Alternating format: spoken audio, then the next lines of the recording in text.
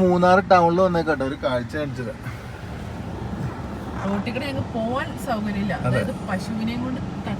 നടു റോട്ടിൽ കൂടെ ചേട്ടൻ ഒരു 10-25 പശുക്കളെയും കൊണ്ട് ഇറങ്ങിക്കാണ്.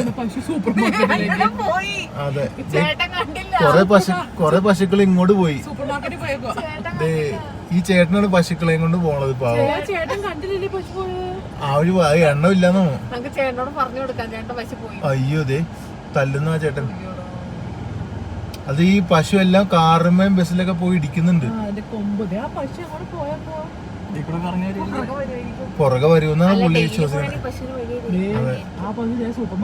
അണ്ണനോട് പറഞ്ഞേക്കാം, അണ്ണന്റെ കുറച്ച് പശു ആ സൂപ്പർ മാർക്കറ്റിൽ കയറി പോയിട്ടുണ്ട്.